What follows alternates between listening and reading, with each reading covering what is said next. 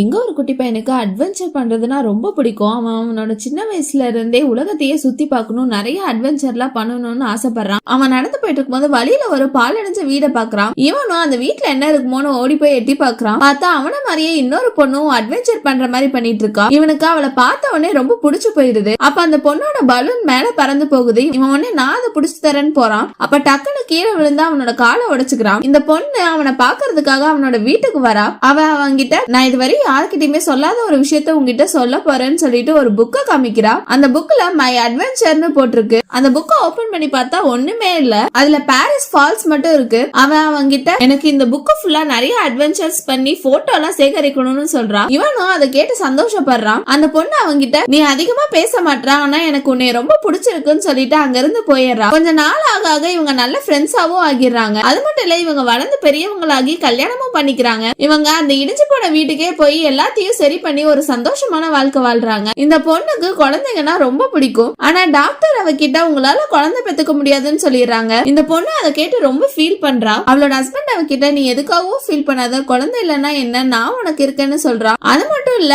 அவகிட்ட நீ சின்ன வயசுல ஆசைப்பட்ட மாதிரி நம்ம அட்வென்ச்சர் எல்லாம் பண்ணலாம்னு சொல்லிட்டு அவளோட அட்வென்ச்சர் புக்க காமிக்கிறான். இவங்களும் நம்ம 2 பேரும் சேர்ந்து நிறைய அட்வென்ச்சர்ஸ் பண்ணலாம்னு சொல்லிட்டு காசு சேர்த்து வைக்கிறாங்க. அவங்க சேர்த்து வைக்க ஏதாவது ஒரு செலவு வந்துட்டே இருக்கு. அவங்க கையில காசே நிக்க மாட்டேது. எல்லா காசுமே காலி ஆகிடுது. அப்படியே ஆகி கடைசியில அவங்க 2 பேருக்கும் வயசும் ஆகிடுது. அவன் வந்து நம்மளுக்கு வயசும் ஆகிடுச்சு, நம்ம எப்படியாவது நம்மளோட வைஃப் ஆசைப்பட்டதை நிறைவேற்றியே ஆகணும்னு சொல்லிட்டு நிறைய இடத்துல கடனை வாங்கிட்டு காசு எடுத்துட்டு போறான். அப்ப திடீர்னு அவனோட வைஃப் மயங்கி விழுந்துடுறா. வயசானதுனால அவளுக்கு சுத்தமா உடம்பு முடியாம போயிருது. அவ படுத்த படிக்கிட்டே இருந்து அங்கேயே இறந்து போயிடுறா. இவன் வந்து அதை நினைச்சு ரொம்ப ஃபீல் பண்ணிட்டு இருக்கான். இந்த கதையில இருந்து ஒரே ஒரு விஷயம் மட்டும் நல்லா புரியுது. காசு இப்ப இல்லைனாலும் எப்ப வேணாலும் சம்பாரிச்சுக்கலாம். ஆனா வயசுன்றது அப்படி இல்ல. ஒரு தடவை போனா திரும்ப வரவே வராது. நம்ம ஆசைப்படுற எல்லா விஷயத்தையுமே நம்மளுக்கு வயசு இருக்கும் போதே நம்ம அனுபவிச்சுக்கணும். உங்கள யாருக்கெல்லாம் இதே மாதிரி உங்களோட சின்ன வயசுல இருந்து பெரிய ஆசை இருக்குன்னு கமெண்ட்ல சொல்லுங்க.